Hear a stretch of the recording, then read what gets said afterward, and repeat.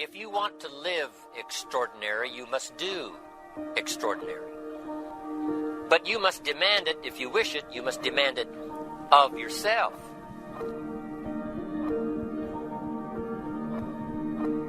We all have problems. What I'm trying to tell you is this, though.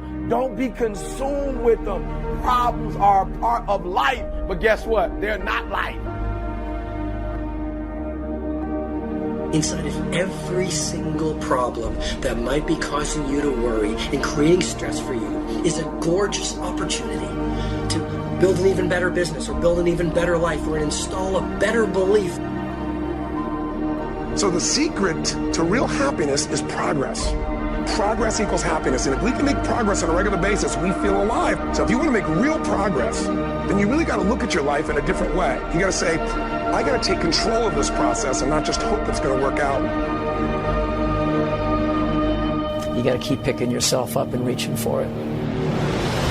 You can get through this. You will get through this. You must get through it. You are going to get through this. You need to get outside your comfort zone. It's not about taking risks, it's about getting outside your comfort zone.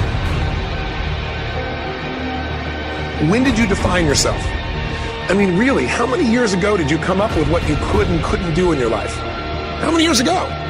So often in our lives, we've adapted to be a certain way so that we don't fail or so that people will like us or respect us, but it's not necessarily who we are.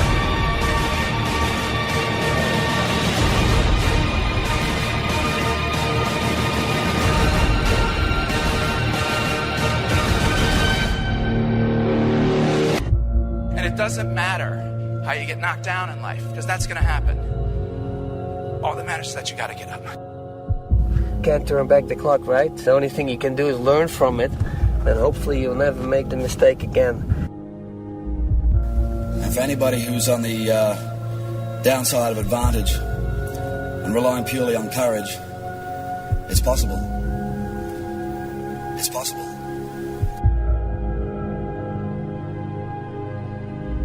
Think of the 3 biggest discouragers in your life. They're not your biggest discouragers. You are.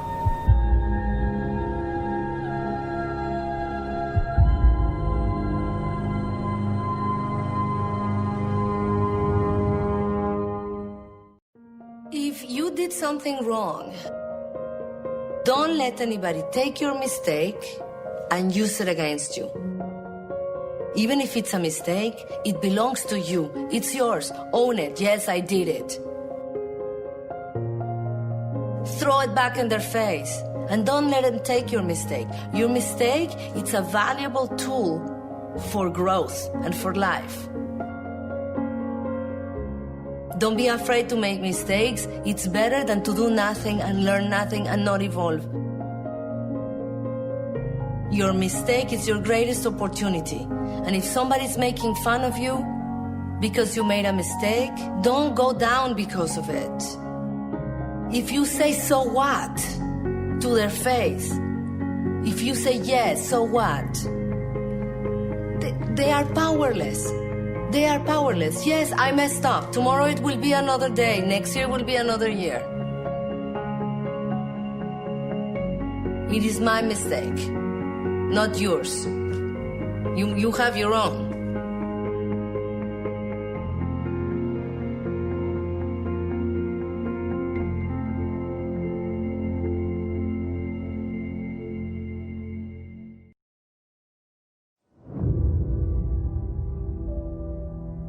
I think that being on your purpose gives you a sense of entitlement because you know that you're doing good things in your life, and it gives you a feeling of being emptied out. So let's say that after a long day of work, you kind of walk through a crowd, and because you're so on your purpose, it's almost like parting the Red Seas. People will tend to get out of your way because they say, look, this is a man who's walking with a purpose. This guy's a badass.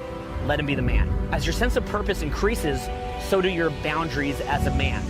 This became especially relevant to me lately, where I realized if I want to accomplish what I want to, get done in life, I'm going to have to be very, very careful about what influences I allow around myself, what type of people I surround myself with, what kind of energy I'm letting in, but more importantly, my own behavior, like, if I'm eating bad food or if I'm engaging in sloppy behavior, unfocused behavior, I'm actually failing to put down a personal boundary on myself. a lot of things like approaching anxiety towards approaching girls, or eating bad food, procrastinating, being a gossiper, getting upset over little small petty things, really comes from a lack of a sense of purpose. Because basically, you want to think of yourself as a man where you have this sense of purpose, and that creates gravity, which then sort of pulls in the armor that are personal boundaries. If you think about it, how many of your actual beliefs that you have, or emotions that you feel, or just sort of day-to-day activities that you engage in are actually of your own conscious decision? What I think is that most people are actually closer to sponges than to what most people would think of as a human being. I think that you have to get to a certain sort of critical mass of having your own intention in life before you would ever actually, be what most people think of as a person. What I would say is that when you can find your purpose early, that has the advantage that whatever you're going to do with your life, you've had more years to put the polish onto it, okay? Imagine if LeBron James or Kobe Bryant were to wait until they're 27 to start playing basketball, they would have less time to really hone their craft. So the sooner that you get started, and the sooner that you have a sense of urgency about it, the more likely that you are to get to a world-class level with whatever it is that you do. But conversely, there's something to be said about just maintaining an openness to experience and going through life, just sort of taking different things in, and how sometimes that can kind of add up to some amazing opportunities later in life that would totally blow you away. Finding your purpose is a benefit to you because it gives you polarity, like that type of permanent attraction with a woman. It gives you a high sense of entitlement. It empties you out. And maybe even most importantly, it creates the gravity which sucks in the armor of personal boundaries. Somebody who is on their purpose, they have a glint in their eye, okay? They haven't had their face ground into the ground by the boot print of life. They're alive. They're happier. They're engaged. That's why you got to do it. Let me tell you something. If tomorrow wasn't promised, what would you give for today? Forget everything else. Forget everything else. Forget that there was any sunlight left. What would you spend today thinking about? We get one opportunity in life, one chance in life to do whatever you're going to do, to lay your foundation and to make whatever mark you're going to make, whatever legacy you're going to leave your legacy. And it's found through effort. Wins and losses come a dime a dozen. But effort, nobody can judge effort. Because effort is between you and you. Because every day is a new day. Every moment is a new moment. So now you got to go out and show them that I'm a different creature. Now! What are we all seeking?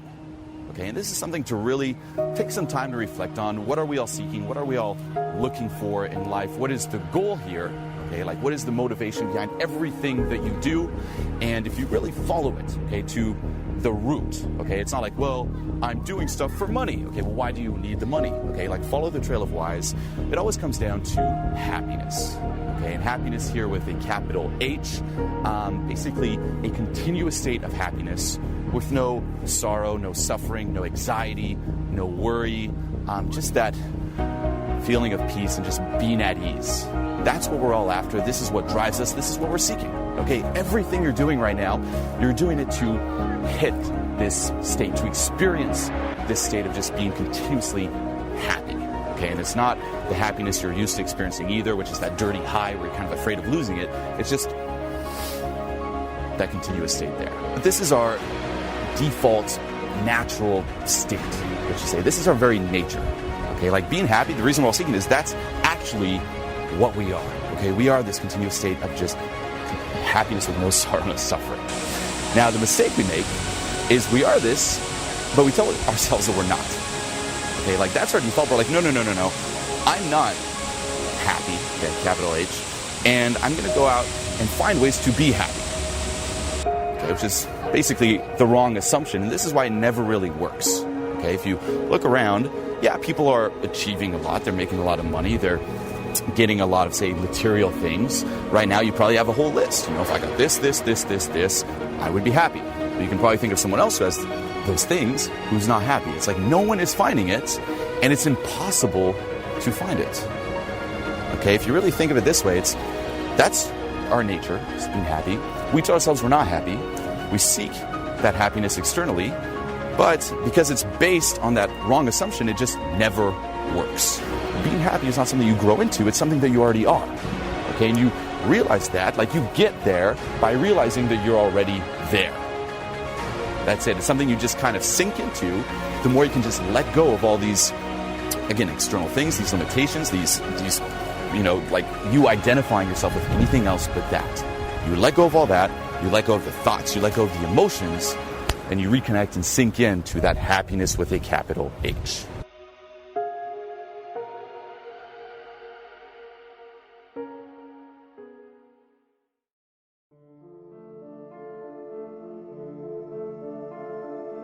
A friend of mine gave me some advice, and I forget the actual quote, but it basically said, embrace your life, its pain, its sorrow, its adversity. And I think that one of the things you realize as you get older is there's going to be bad days, there's going to be dark days, but you got to embrace it, because that pain is what makes you stronger. Success is not measured on the days when the sun shines. Success is measured on the dark, stormy, cloudy days. And if you can't absorb failure, you're never going to meet success. One of the best things that could ever happen to anybody is hitting rock bottom. For a couple reasons. I mean, I've seen anybody that's ever done anything big in their lives, they will share with you about a moment of hitting rock bottom. The reason why rock bottom is very, very important is because it tells you nothing comes easy. You know, you yourself, when you hit rock bottom, you'll learn a lot about yourself when you hit rock bottom, because you find out what you really are made up of.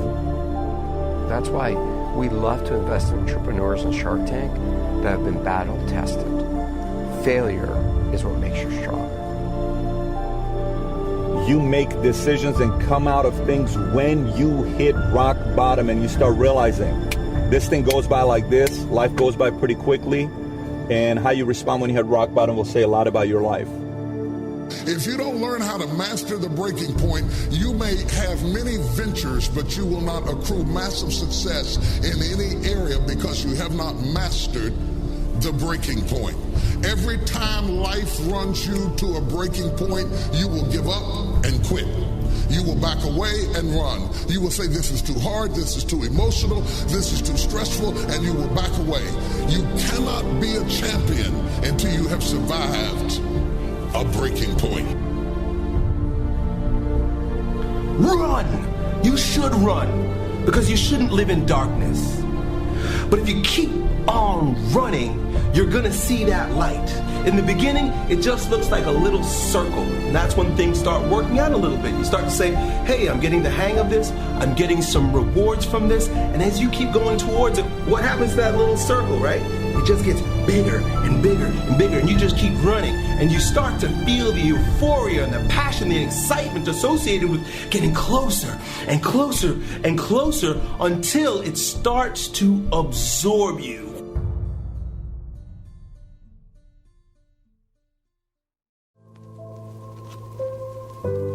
Exercise your willpower to change direction.